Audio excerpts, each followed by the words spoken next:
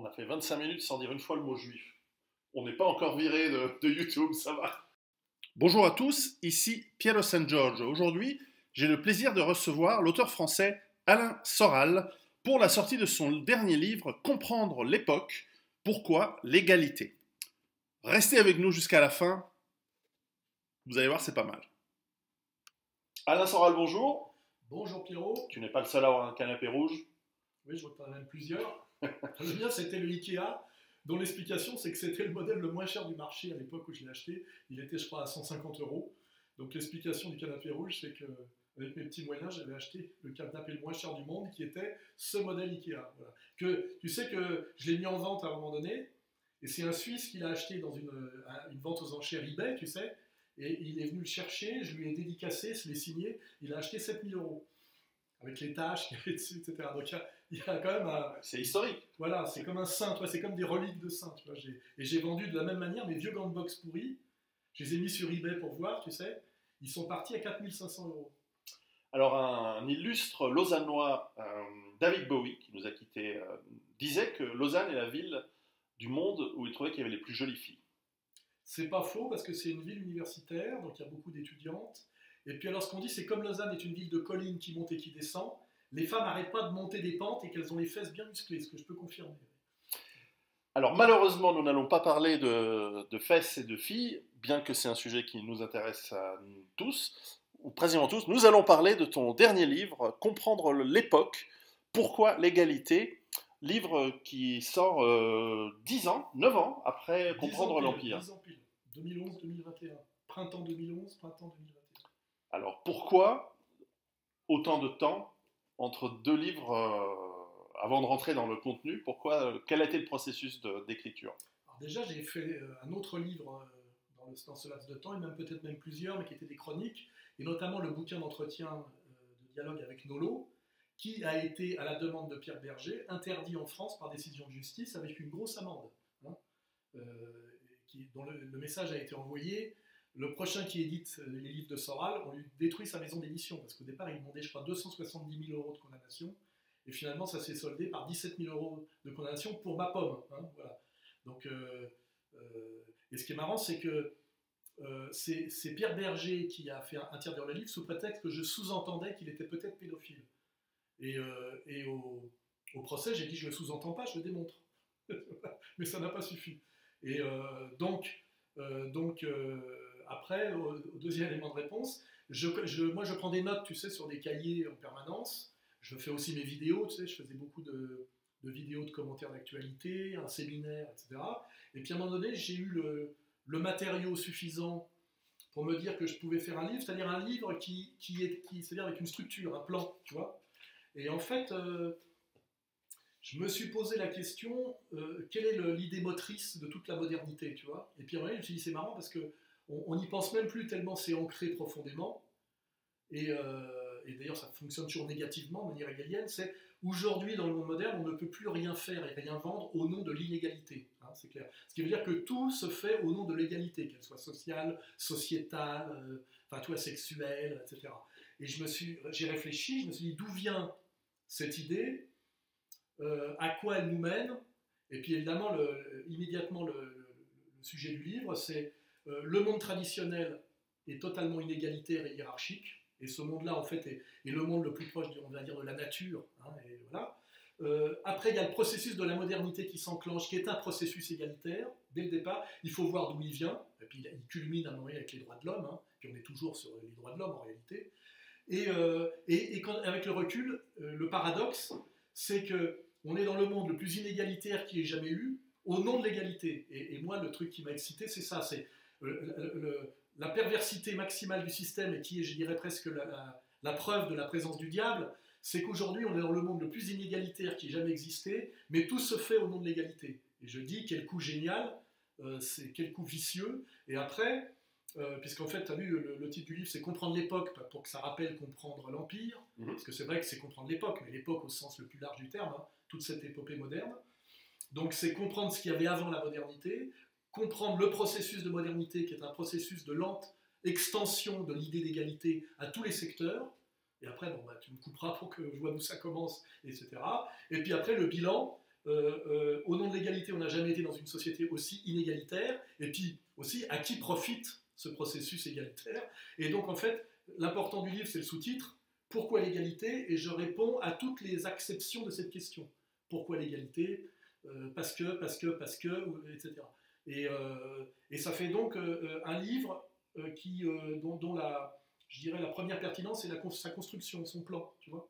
Parce que sinon, comme je le mets dans le préambule, j'aurais pu faire un abécédaire à une état de texte, ce qui est assez facile, mais je me suis dit, je veux faire plus que ça, je veux organiser ce livre avec une logique, et aussi parce que, comme tu m'en en as parlé tout à l'heure, je fais un séminaire, il y a une deuxième dimension dans le livre, c'est au-delà du contenu du livre, c'est une leçon de qu'est-ce que penser. Penser, c'est construire une pensée, tu vois. C'est-à-dire, c'est agréger des idées qui ont des liens d'idées entre elles, tu vois. Et je prétends que ce livre est aussi une leçon de pensée, parce qu'il y a beaucoup de gens qui croient qu'ils pensent aujourd'hui, alors qu'ils ne pensent pas. Ils ont des intuitions, ils font des phrases, ils font des remarques. Et notamment, j'attaque aussi cette mode de Nietzsche en ce moment, qui permet à des droitards, sympathiques ou pas, de penser qu'ils maîtrisent la philosophie et donc la pensée occidentale, parce qu'ils sont fascinés par les aphorismes de Nietzsche. Et moi, je fais remarquer que Nietzsche, c'est le dernier qu'il faut lire en philosophie, parce que Nietzsche, pour le comprendre, il faut comprendre avec qui il dialogue. Et il dialogue avec les philosophes. Mais lui ne produit pas de système philosophique. Et je dis, il y a un danger aujourd'hui du néo-nietzschéisme, c'est de penser qu'on pense, alors que penser, c'est pas ça. Penser, à la limite, le meilleur des penseurs de ce point de vue-là, c'est, on va dire, Hegel, qui fait la même remarque que te fait un prof de maths. C'est ce qui compte, c'est pas le résultat. Dans la question que je t'ai posée, c'est pas que tu me donnes le résultat, c'est que tu montres comment tu es arrivé à ce résultat. C'est la construction, tu vois ce que je veux dire? Et en philosophie, c'est pareil. Il faut construire un raisonnement, et je prétends que dans ce livre, je construis chapitre après chapitre tout un raisonnement qui est en fait le processus même de la pensée occidentale, on va dire. Tu vois, donc c'est un livre à plusieurs entrées. Un des points forts, je trouve, du livre, c'est que tout d'abord, dans la forme, il est écrit de manière extrêmement concise. Tu n'as pas fait un pavé de 500 pages abscon. Il est concis, il est dans le même, en fait, dans le même style que Comprendre l'Empire.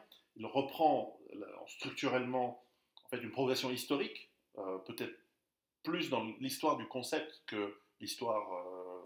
Déjà, je fais remarquer qu'on ne peut pas aborder le concept en dehors de son historicité. Les concepts arrivent dans le temps et ils n'arrivent pas n'importe où. Et par exemple, dire le fascisme à travers les âges n'a aucun sens. Tu vois, le fascisme chez les Grecs, ça ne veut rien dire. Le fascisme, c'est un truc qui arrive en Italie après la Première Guerre mondiale pour des raisons objectives. Et déjà étendre le concept de fascisme au-delà de l'histoire spécifiquement italienne est déjà une aberration. Et donc c'est pour ça que les concepts doivent être restitués dans leur historicité, parce qu'en général, ils naissent avant et après d'autres concepts, avec justement des relations. Je dis une idée, quand je dis un concept, ce n'est pas simplement une idée, c'est une idée qui entretient des relations d'idées avec d'autres idées, et en respectant en plus la temporalité. Voilà. Et ça, pareil, comme je l'ai dit tout à l'heure, je pense qu'il est nécessaire aujourd'hui de redonner des leçons de philosophie, parce qu'aujourd'hui on confond philosophie et, je dirais, morale. Tu vois ce que je veux dire? On a inventé quelque chose, nous les Occidentaux, avec les Grecs, et puis même la manière dont saint Thomas d'Aquin a accroché Aristote sur le Christ. Et en fait, la philosophie occidentale, ce n'est pas la sagesse chinoise, ce n'est pas la pensée indienne, ce n'est pas ni la sagesse ni la morale, c'est la philosophie. Et la philosophie, c'est le concept. Et après, bah, tu verras dans le livre, je creuse. Hein. Oui, d'ailleurs, il y a aussi une sorte d'histoire de la philosophie. Tu mentionnais Nietzsche tout à l'heure, Nietzsche que j'aime beaucoup, mais qui effectivement nécessite la compréhension de l'époque et de ce qui est avant et de là où il dialogue avec ironie avec Kant, avec Hegel, avec Marx à distance. Il s'appuie sur les Grecs, mais tu vois, par exemple, si tu dis oui, le monde est une balance entre apollinisme et dionysisme, ça ne veut pas dire grand-chose en réalité. Tu vois, c'est du psychologisme si tu ne comprends pas la généalogie de la morale. N'oublie pas qu'au départ, c'est un philologue, c'est ça. Qui est un danger. Parce que ça peut arriver à Derrida, c'est-à-dire à la fin, la philosophie comme jeu de langage, tu vois. Qu'il a vu venir. Oui, alors que la philosophie n'est pas un jeu de langage. C'est un jeu de langage parce que comment dirais-je, le signifiant est accolé au signifié et que le signifié précède le signifiant. Le réel, quand même, précède le commentaire du réel. Si tu inverses tout, que tu penses que on s'amuse, eh ben ça donne certains on va dire, physiciens actuels qui inventent des mondes, si tu veux, comme un jeu de combinatoire mathématique, et puis après en philosophie ils disent oui, tout est jeu de langage mathématique, langage verbal. Il y a quand même le réel qui existe. Et le réel, c'est l'a priori transcendantal, comme dit Kant, tu vois, c'est la condition de possibilité de tout le reste. C'est pas une fiction, c'est ce que je veux dire. Alors pour me préparer à la lecture et à cet entretien, j'ai suivi le cours que tu proposes en ligne qui s'appelle Sociologie profonde, qui dure 8 heures, je crois, Oui, et oui. qui est extraordinaire, Qui m'a servi qui un est peu très de bien fait. base au livre, hein, quand même. Voilà. Et donc la question, c'est que nous voyons dans comment la sociologie profonde que tu expliques dans ce cours, et ici se combine avec la trame de ce livre qui est un peu la mathématique, et ce qui m'a étonné, mais qui est une manière, à mon avis, brillante d'expliquer l'évolution de l'époque et comprendre l'époque. Comment la sociologie et la mathématique s'imbriquent-elles pour toi? Ben ça, c'est l'illumination, parce qu'il faut bien avoir de temps en temps tu sais, une illumination. En fait, j'ai compris quelque chose, c'est que le processus égalitaire était consubstantiel à la mathématisation du monde, et la mathématisation du monde, la condition de la progression de l'homme dans sa maîtrise et sa production des artefacts. Hein. C'est-à-dire que l'homme, à un moment donné, alors dans le livre, je le construis historiquement, je dis à un moment donné, l'homme traditionnel demande aux dieux de lui expliquer le monde, et c'est la pitié, eh ben, il écoute les dieux. Mais dès lors que les dieux se retirent, ou que l'homme prétend se passer des dieux, il faut que l'homme est voué, en fait, il est chassé du jardin d'Éden d'une certaine manière, et il est voué au travail.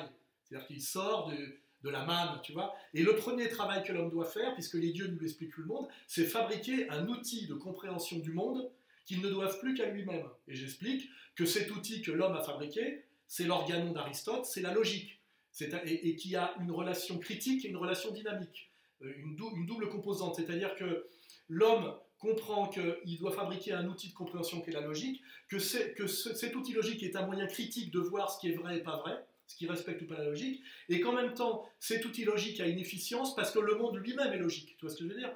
Et cette logique, au départ, est une logique verbale, j'explique bien, tu sais, Socrate est un homme, tous les hommes sont mortels, Socrate est mortel, tu vois, bon, ça c'est le syllogisme, et petit à petit, par la logique même de l'abstraction, c'est-à-dire de l'extension en compréhension,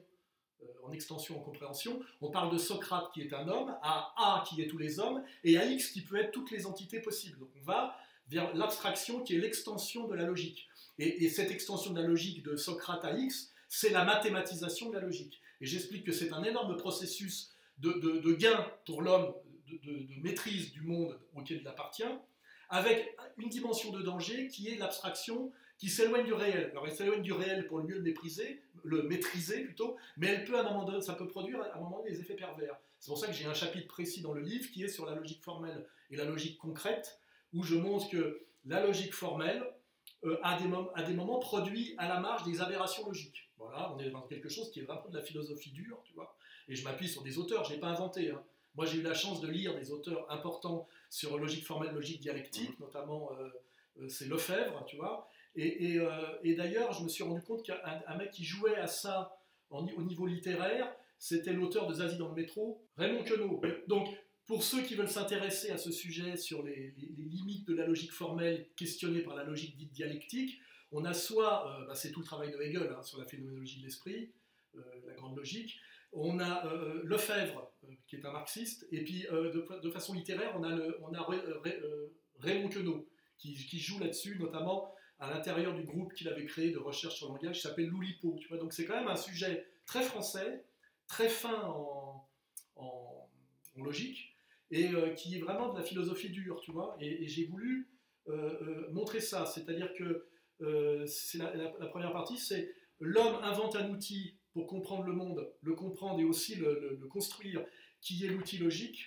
Cet outil logique est une arme très efficace, mais qui a des effets pervers à la marge, et qu'il faut être capable de critiquer. Et tu verras, quand on tire sur cette idée, on arrive à la fin à la science économique, qui prétend être une science exacte, et qui est en fait, au départ, les mathématiques au service, on va dire, de la gestion et de la production, mais qui peut devenir à la fin une escroquerie. Tu vois ce que je veux dire? Un moyen de cacher, en fait, le sérieux de l'économie.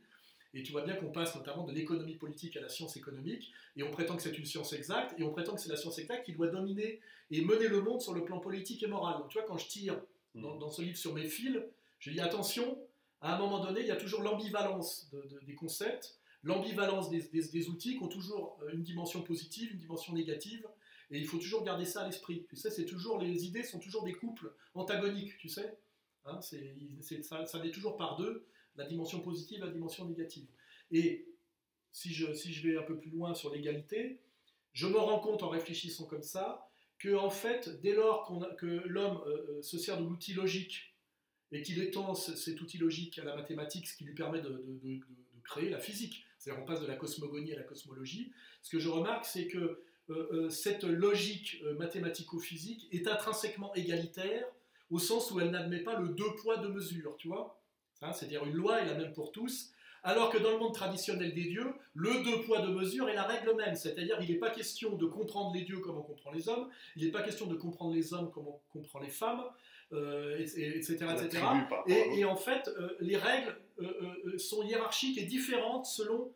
D'ailleurs, ça donne jusqu'à l'effondrement de l'Ancien Régime, le fait que le laborator, le bellator et l'orator ne sont pas traités de la même manière, hein, ça s'appelle le tiers état, la noblesse et le clergé, et que les droits de l'homme d'Alembert, qui sont des mathématiciens, et je dis les droits de l'homme, c'est une axiomatisation, c'est appliquer l'égalité mathématique à l'idéologie politique, et évidemment, qu'est-ce qu'ils vendent au plus grand nombre, qui sont dominés mais le plus grand nombre, ils leur disent il n'est pas normal que vous soyez traités de façon inférieure et inégale, vous les laboratoires, c'est-à-dire le tiers état, alors que vous êtes les plus dominés, alors que vous êtes les plus nombreux, tu vois. Et c'est comme ça que tu vois que l'égalité politique, de ce point de vue-là, n'est jamais que le glissement de l'égalité intrinsèque des mathématiques qui glisse du monde mathématico-physique à l'idéologie politique. Et tu le vois que ça s'accomplit en France historiquement par les Lumières et par l'encyclopédie. Et tu vois que l'encyclopédie, d'Alembert, c'est un mathématicien. Et je montre d'ailleurs que ça peut devenir dangereux parce qu'au nom de ces mathématiques, on s'éloigne de ce qu'on appelle la loi naturelle, qui est en fait la loi de Dieu, pour aller vers le darwinisme, hein, c'est-à-dire obéir à la nature, et qui amène le darwinisme social. C'est-à-dire qu'au départ, c'est Voltaire, on veut sortir comment dirais-je, de ce que nous impose l'Église et qui serait inégalitaire, et puis on tombe dans soi-disant le respect des lois de la nature qui nous amène au libéralisme anglais. Tu vois ce que je veux dire?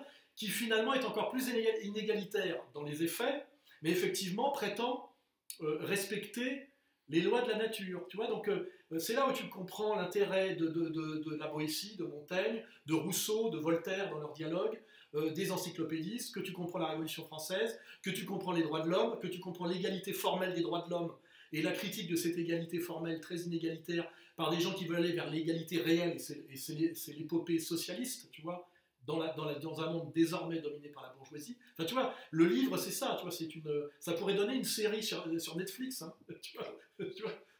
J'y crois pas trop. Là, faut pas trop avoir d'espoir pour ça. Non, mais ça pourrait, c'est une histoire, c'est une épopée, tu vois, avec des héros, etc., tu vois. Alors, ce qui ressort en lisant Comprendre l'époque, c'est qu'il y a une éloge de la religion et particulièrement du christianisme. Oui, alors ça, c'est l'idée qui me vient après, parce que je me dis, attends, je me dis, tiens, l'égalité politique est la conséquence de l'égalitarisme intrinsèque de la mathématisation du monde, et pourtant, cette proposition égalitaire a existé bien avant les droits de l'homme et l'axiomatique des droits de l'homme, et c'est quoi? Je cherche, c'est la proposition du Christ, aimez-vous les uns les autres, enfin tu vois, et là je me rends compte de quelque chose, je me dis que c'est ce que j'appelle les systèmes mondes dans mon chapitre sur les systèmes mondes, c'est que pour qu'un système puisse devenir universel, il faut qu'un maximum de gens y adhèrent. Et pour qu'un maximum de gens y adhèrent et qu'il soit universel, il faut que ce soit une proposition égalitaire. Les gens dans le monde, on va dire non traditionnel, alors du côté justement l'Inde par exemple, tu vois, la société de caste, ne peuvent adhérer à un système de valeurs générales que s'il leur fait une proposition égalitaire. Et donc je tire aussi sur la ficelle, je dis, il y a des systèmes mondes, quel est le premier? C'est-à-dire cette proposition universelle égalitaire, elle ne vient pas de la logique mathématique, elle vient du Christ, et c'est une proposition d'amour. Et après je dis, comment ces deux propositions peuvent-elles exister? Et là je me rappelle de mes lectures de Leroy-Gourhan, et avant de Henri Vallon, et de Piaget, et ça s'appelle intelligence cognitive, intelligence émotionnelle, et je me rends compte que c'est les deux intelligences qui structurent le cerveau, et qui sont d'un côté l'intelligence affective qui procède par imitation, et de l'autre côté, l'intelligence abstraite qui procède par cognition. Et qu'en fait, l'intelligence humaine est la collaboration de ces deux types d'intelligence qui sont totalement imbriqués. Et ça, c'est le travail de Piaget, de Vallon, sur comment se structure progressivement l'intelligence chez l'enfant. On sait par exemple qu'un bébé qui n'est pas touché par sa mère, qui n'est pas aimé et qui ne peut pas se projeter dans le regard du parent, reste arriéré mental, tu vois, on le sait. On peut produire de l'autisme. Et tu as vu qu'un autiste, c'est un déficient affectif et un surcompétent mathématique, tu vois, donc tu vois bien. Et donc je me dis, en fait, dans l'histoire du monde, il y a deux processus égalitaires qui cheminent. C'est l'égalitaire par l'amour qui admet qu'on a besoin de l'autre et qu'on ne peut pas exister sans l'autre et qu'on lui doit une réciprocité et que c'est fondamental pour l'épanouissement même de l'intelligence et l'épanouissement collectif. Et de l'autre côté, il y a le processus mathématique qui est beaucoup plus froid et qui amène à la technocratie. Et c'est là que je comprends aussi la morale religieuse occidentale et le thomisme et le travail de l'Église qui essaie de concilier le Christ et Aristote, qui dit attention, la raison est un moyen de domination du monde très efficace, mais si elle se coupe de l'amour, elle peut amener à Laurent Alexandre, c'est-à-dire une raison au service de la domination, de la froideur, du mépris de l'autre, et qui génère une monstruosité politique qui, en dernière instance, est dangereuse pour l'humanité tout entière. C'est-à-dire que ça amène des tensions maximales, de la violence, de la vengeance, du chaos, du mensonge, etc. Donc on est bien aujourd'hui dans cette proposition, puisque c'est la fin du livre. Il faut à la fois ne pas renoncer du tout à l'outil mathématique et donc à la raison, parce que c'est ce qui nous a permis de dominer les artefacts, de les produire, et j'ai pas envie de revenir moi au communisme primitif, aux chasseurs-cueilleurs et toutes ces conneries. Et puis tu montres, on le sait, c'est un oui, en plus c'est du rêve, mais en revanche, il ne faut jamais séparer la technocratie du souci de l'autre, parce que sinon c'est le monde du diable, c'est le monde, et c'est un monde qui amènera à notre destruction. Et cette constatation contemporaine est totalement valable, et là où elle a une dimension qui m'intéresse, c'est que cette proposition, si tu veux, de maîtrise de la raison, mais de souci de l'autre, c'est-à-dire on va dire, pour pousser plus loin, Aristote et le Christ, c'est totalement l'histoire de la pensée française, tu vois, c'est l'humanisme français. On est les champions de cette pensée-là, qui amène d'ailleurs à Maritain, dans les années 50, c'est-à-dire le néo-thomisme. C'est une philosophie spécifiquement française, et c'est la pensée spécifiquement française qu'on appelle les humanités françaises. Les maîtres de la raison avec Descartes, mais aussi avec Pascal, l'idée d'être engagé dans quelque chose qui est la proposition d'amour du Christ, tu vois, et tu le retrouves chez Rousseau dans le Vicaire savoyard, tu ne l'as d'ailleurs pas chez Voltaire, ce qui est un vrai problème, et là, ce que je dis moi aujourd'hui, et je ne suis pas le seul, je dis la France a un rôle majeur à jouer encore, bien que ce soit un petit pays militaire et économique, parce que les idées qu'elle a amenées dans l'histoire du monde, qui est cette humanité française, cet humanisme français, qui est pour moi la conciliation intelligente de Aristote et du Christ, qui s'appelle d'ailleurs le thomisme et le néo-thomisme, nous sommes les champions de cette pensée-là, et seule cette pensée-là peut sauver le monde occidental. Et je dis bien, je ne sais pas ce que vont faire les Indiens et les Chinois, mais je pense que c'est un autre monde. Moi, je parle du monde dans lequel on est. Et nos rivaux, nos ennemis, c'est qui? C'est ce que j'appelle le monde judéo-anglo-saxon. C'est que justement, par le protestantisme, par le puritanisme, sont éloignés du Christ et sont revenus à la prédestination, à la grâce suffisante de l'Ancien Testament. C'est d'ailleurs eux qui sont devenus les maîtres de l'hypercapitalisme, alors que les catholiques ont toujours été freinés, comme l'explique Gabernanos, parce que notre conscience morale nous empêche d'aller aussi loin dans la logique du profit. Et je dis aujourd'hui, il y a une guerre, et c'est la guerre qui s'est passée aux États-Unis avec Trump entre le Sud et le Nord. Le Sud qui a une grosse inspiration catholique et française en réalité. Tu vois, c'est la chanson On dirait le Sud, tu sais, là, avec ce côté que tu retrouves chez Bardèche, cette dimension aristocratique et en même temps profondément chrétienne et française que tu vois dans le. Et puis de l'autre côté, ce mensonge du Nord que tu retrouves d'ailleurs dans Naissance d'une nation, qui n'oublie pas être une apologie du Ku Klux Klan. Et là, tu comprends que le Ku Klux Klan dénonce la manière dont les robber barons, c'est-à-dire les financiers déjà de l'Amérique industrielle du Nord, ce qu'on peut appeler Wall Street aujourd'hui, se servent de la souffrance des Noirs esclaves dans le Sud pour écraser en fait les États du Sud au nom de l'égalitarisme citoyen qui va faire qu'un ancien esclave d'une plantation de planteurs du Sud à l'éducation française se retrouve travailleur libre à Chicago, donc sur le papier des hommes libres, mais dans la réalité infiniment plus malheureux et maltraités par ce système capitaliste impitoyable.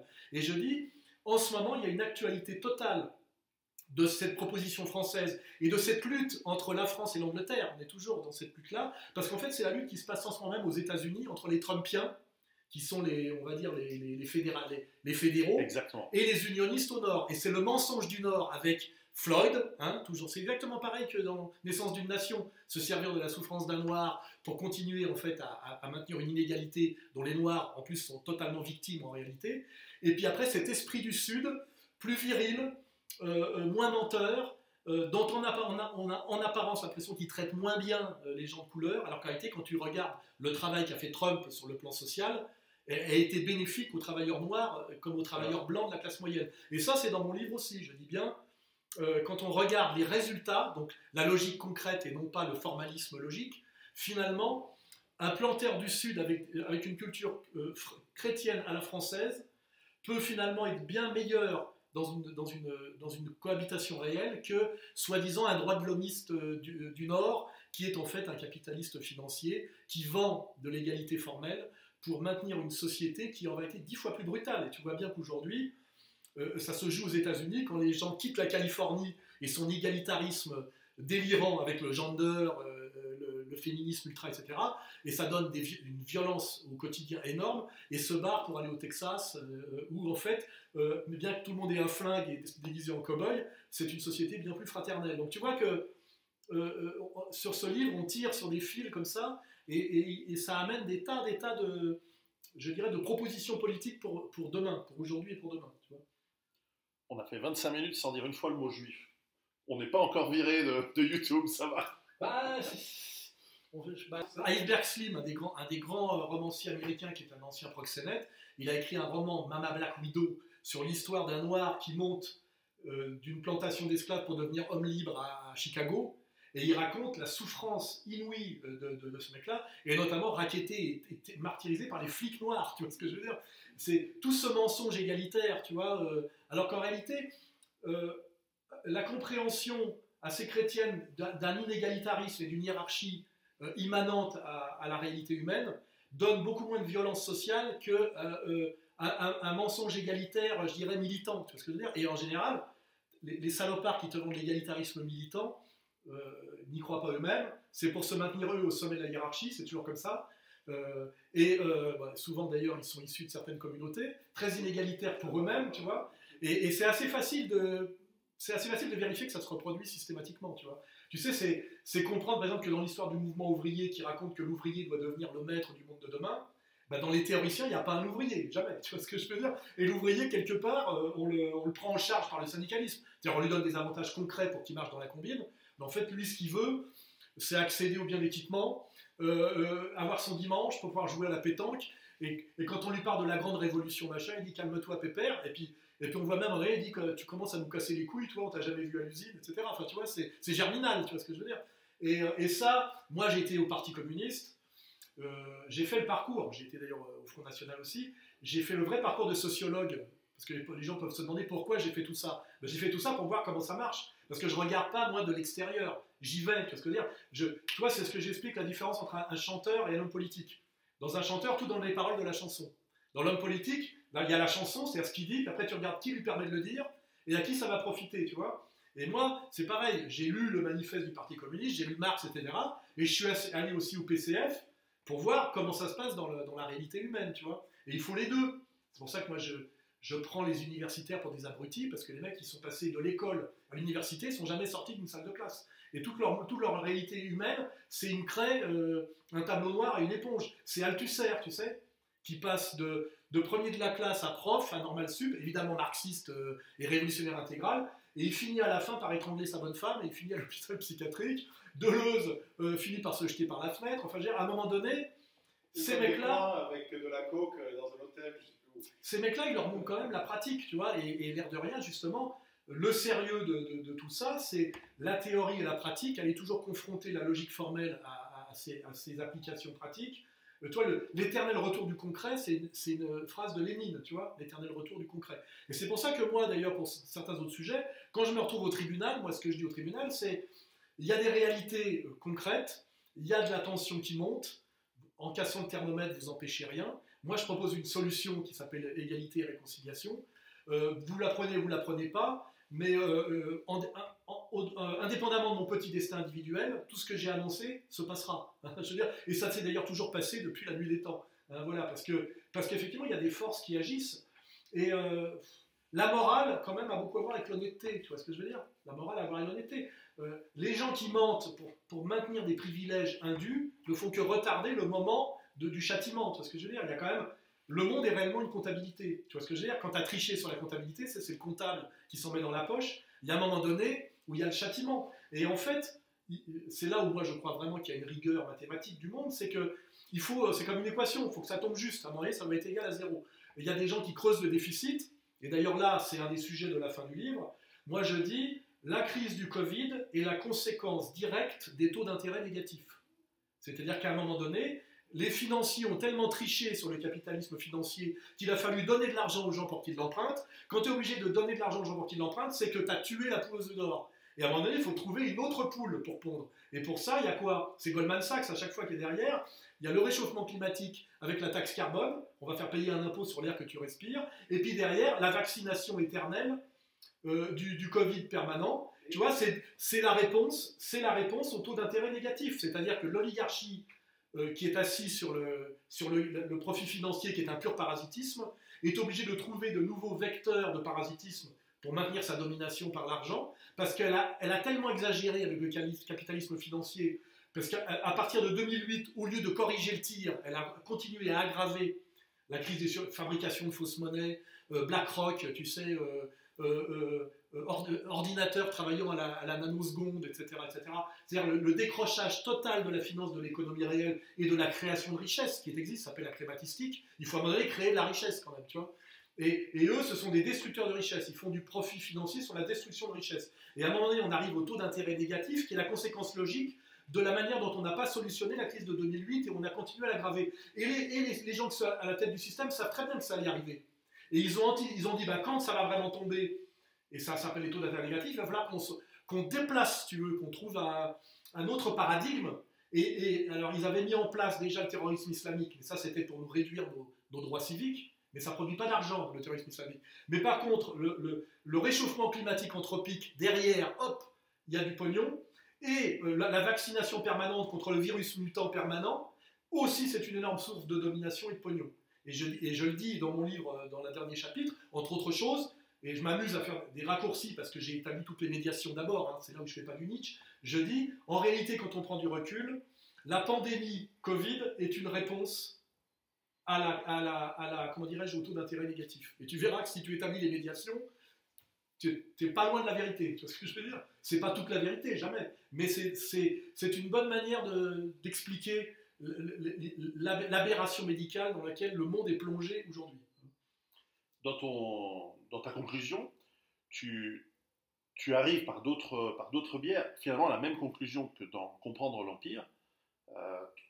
Nous allons vers une tentative de domination mondiale extrêmement dure que l'on commence à ressentir par rapport à il y a 10 ans, où on pouvait encore en douter, et là je crois que le doute n'est plus permis. Oui, puis il y a 10 ans on pouvait se dire, bon ben Soral ou Piero de San Giorgio par leur méthode, toi par le survivalisme, moi par un travail politique plus traditionnel, une proposition, qui se démerde, on peut passer entre les gouttes, ça ne nous regarde pas. Moi ce que je fais remarquer, ou là c'est d'ailleurs de la morale immanente, c'est que moi je suis assigné à résidence depuis 10 ans. Aujourd'hui tout le monde est assigné à résidence. Et moi, j'ai monté un business virtuel sur Internet parce que j'étais interdit de business réel. Aujourd'hui, les mecs qui étaient dans le business réel, ils sont en train de crever. Celui qui s'en sort le mieux dans cette situation actuelle, c'est moi. Parce que j'ai anticipé. Et les gens qui pouvaient se dire on peut avoir le choix ou pas de s'intéresser à Soral ou à Piero San Giorgio, etc. En fait, aujourd'hui, tout le monde est pris. Tu vois, c'est la phrase de Pascal. On est tous embarqués. Tu vois ce que je veux dire? Et ça, c'est la morale immanente. Les petits malins qui disaient Soral, il a peut-être raison, mais il nous fait chier. On peut continuer notre petite vie dans notre coin. Ben aujourd'hui, c'est fini. Et c'est fini depuis 1 an. Et comme j'avais dit dès le départ, quand j'ai fait Couillonavirus 1 et 2, qui ont fait quand même 1 million de vues, et le lendemain, j'étais du 1 million de vues, j'étais viré de YouTube, j'ai dit on ne déconfinera jamais, sauf par un processus révolutionnaire. Hein, je l'ai dit tout de suite, ce qui était une prise de risque, parce que là aussi, c'est pas la phrase sur Sartre, moi ce que j'aime c'est Sartre, c'est qu'il s'est toujours trompé. Heureusement que tu dis pas ça d'un plombier ou d'un architecte.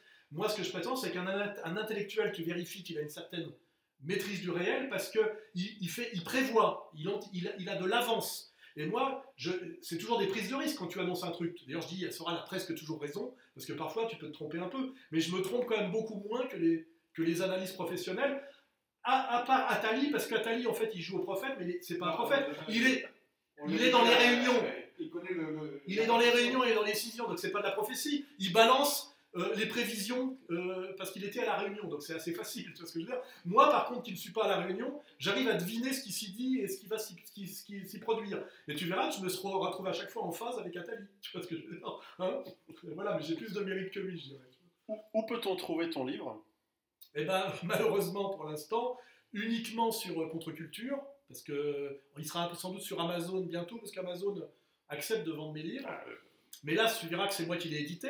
Mais aussi, l'intérêt d'avoir monté une maison d'édition, c'est que je peux encore m'éditer. Sinon, je n'aurais plus d'éditeur.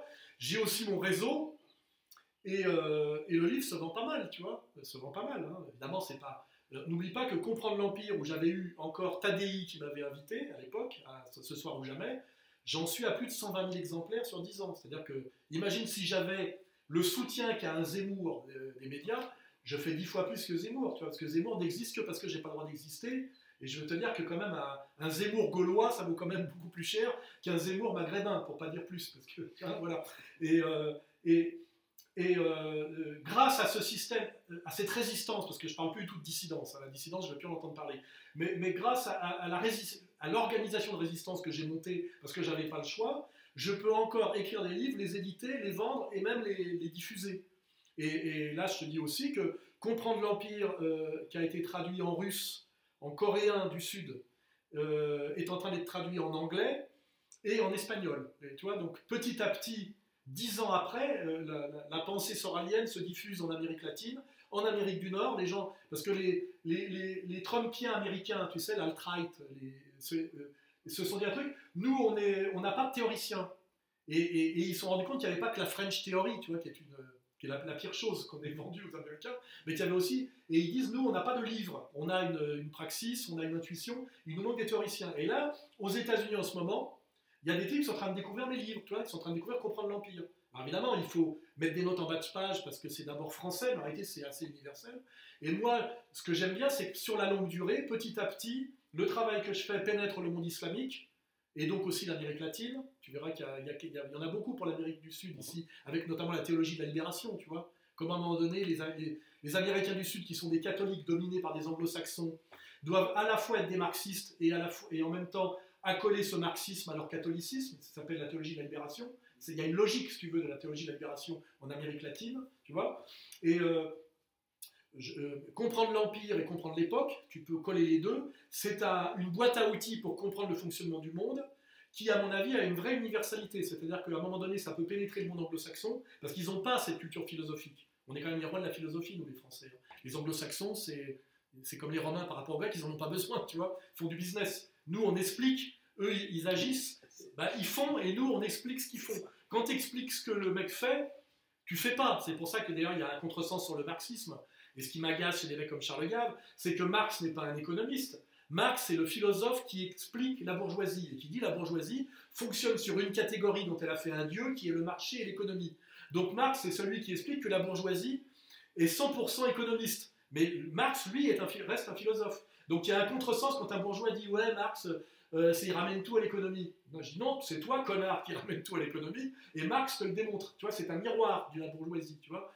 Et c'est pareil, je réhabilite Marx, parce qu'on ne peut pas comprendre la société actuelle, c'est-à-dire l'épopée bourgeoise, sans passer par ce qu'on appelle critique de l'économie politique, Das Kapital, sans passer par Marx. Mais après, on ne prend pas Marx pour une scolastique, pour un catéchisme, en disant que Marx doit appliquer la révolution communiste. C'était une proposition à son époque, c'est-à-dire entre 1840 et 1860, qui était tout à fait légitime.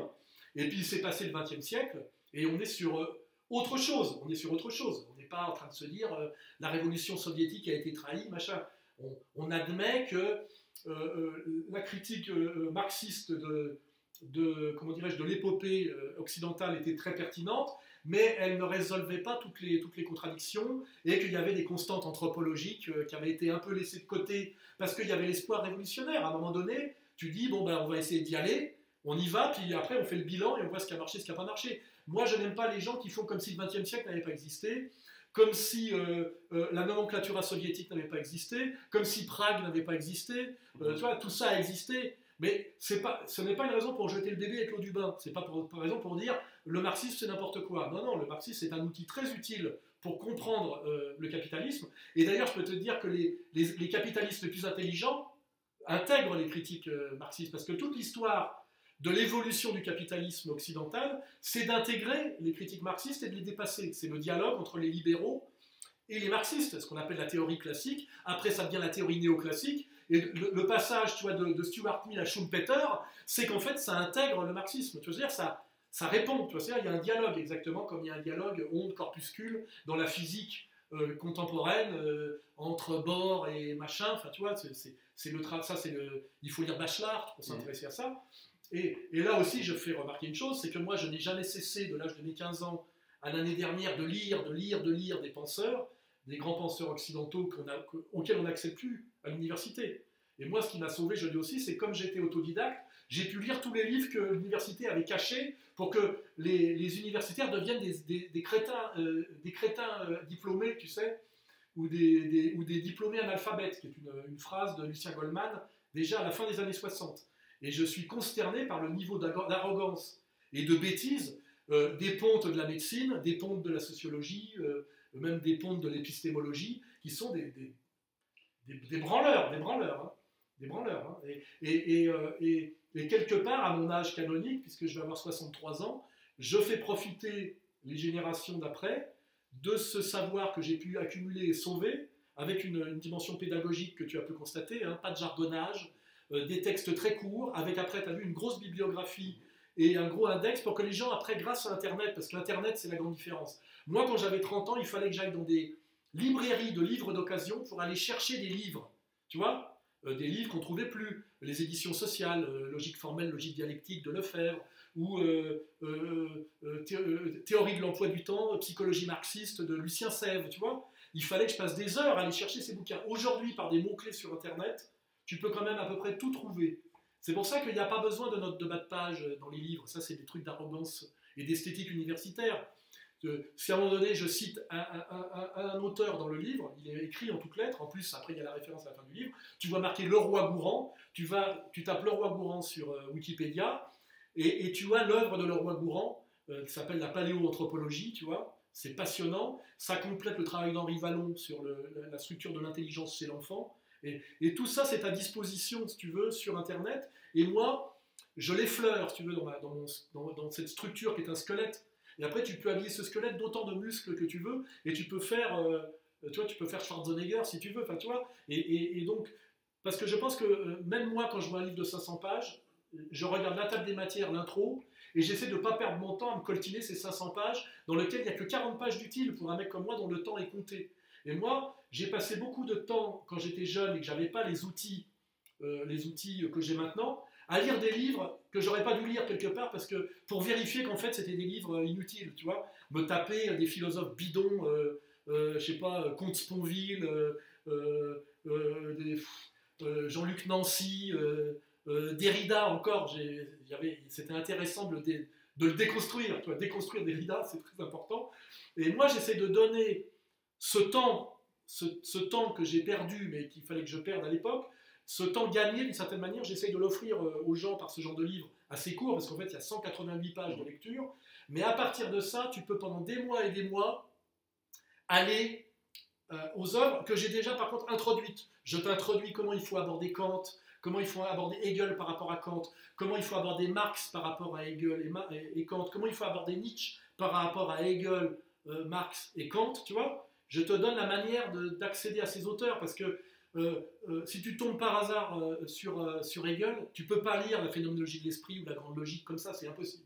Et moi je dis, ayez quelque part la modestie et le bon sens d'aller lire des que sais-je. Tu vois, Jacques Donte, le grand hegelien français, il te fait un que sais-je, qu'est-ce que Hegel, pour que tu rentres dans Hegel. Tu vois. Il ne faut pas hésiter à avoir, je dirais, la modestie d'aller lire un que sais-je sur Hegel plutôt que d'aller acheter la traduction française de la phénoménologie de l'esprit et te jeter dedans, tu ne peux rien y comprendre. C'est impossible. Ça demande c'est comme la grande musique, tu vois ce que je veux dire, la grande musique, le contrepoint, tu ne peux pas passer je dirais, de la chansonnette à Shostakovich comme ça, tu vois ce que je veux dire. Ça demande des initiations, des connaissances. Et ce qu'il faut à ce moment-là, c'est avoir un maître qui te guide et qui t'initie, exactement comme dans le sport.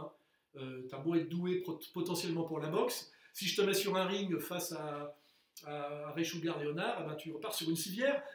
Parce que d'abord, il te faut un prof qui te montre comment mettre tes pieds, tes machins, etc. Et c'est 2-3 ans de travail préalable pour que tu puisses aborder à un moment donné ton premier combat de boxe contre un boxeur. Et moi, comme tu le sais, je suis instructeur de boxe. Donc ça, c'est le concret absolu. Il n'y a pas de baratin. Il n'y a pas de baratin. En ce moment, je boxe avec un ancien champion. Et je lui dis, tu vois, je ne vends pas du rêve, je te montre des trucs où je pense que tu es perfectible techniquement, parce que moi j'ai eu la chance d'apprendre dans les meilleures salles des années 80-90, Bretonnel, Lafont, etc. Et je vais te montrer comment améliorer ton truc, et tu vas me dire par ton corps si j'ai raison ou pas, parce qu'au bout, il y a quoi? Il y a l'impact supérieur. Et le mec, je lui dis, voilà, oui ou non? Et le mec, il me dit oui, parce qu'effectivement, il n'y a pas... Dans le sport, tu ne peux pas tricher. Tu vois ce que je veux dire? Un mec, il dit qu'il est prof de son hauteur, il prend un sauteur, il dit grâce à moi, tu vas sauter 2,43 m et tu vas être le record du monde. Si le prof, il te dit des conneries, t'es viré au bout de 3 mois, tu vois ce que je veux dire? C'est même pas comme dans le foot où c'est un sport collectif avec plus de paramètres, tu vois. Et moi, j'applique à peu près cette même rigueur pratique dans la pédagogie philosophico-politique que je suis obligé de l'appliquer dans le sport. Et pourquoi j'adore la boxe? Parce que dans la boxe, tu fermes ta gueule. T'as vu, là, j'ai fait que parler. Dans la boxe, tu fermes ta gueule. Tu vois ce que je veux dire? Voilà, c'est absolument complémentaire. Tu vois. Alors, avant de passer à la deuxième partie, et pour te remercier, je voulais t'offrir mon premier roman. Je ne sais pas si tu as le temps de le lire, mais si tu as le temps, je vais de toute façon, ça me fera plaisir. Je vais de toute manière. Ah, c'est en plus. Bah, écoute, de toute façon, je vais le. Le XXe siècle existe bah, bien. Je connais l'éditeur en plus, oui. Ah, c'est oui. un camarade. C'est ça. Ouais. Bah, je vais le lire. Je vais le lire d'une manière ou d'une autre. Déjà, je vais lire l'introduction, Ben, voilà. la table des matières. Oh, c'est un roman, donc il n'y a pas... Oui, mais je vais arriver à l'aborder. Ouais. Bah, écoute, merci. De toute façon, le travail d'écriture, c'est toujours, comme on dit, le dessin et la probité de l'art, tu vois. L'écriture et la pensée, c'est deux choses. Moi, les gens qui prétendent penser sans jamais rien écrire, que ce soit un roman ou autre chose, tu vois, ce travail c'est du travail d'écrire. Hein. Il faut être seul. Et moi, ce que je dis, si vous voulez vérifier que vous pensez ou vous ne pensez pas, essayez d'écrire vos pensées. Très rapidement, vous verrez que vous n'avez pas grand-chose à dire et vous arrêterez, tu sais. Voilà, j'espère que vous avez apprécié cet entretien. Je vous rappelle qu'il y a une deuxième partie de cette vidéo où nous parlerons d'autres sujets, des sujets plus généraux. Et celle-ci, vous la trouvez sur mon lien que je mets ci-dessous, un lien Patreon, où vous pourrez obtenir la suite, mais également plein d'autres contenus. À tout bientôt! Et merci de votre attention. Ciao!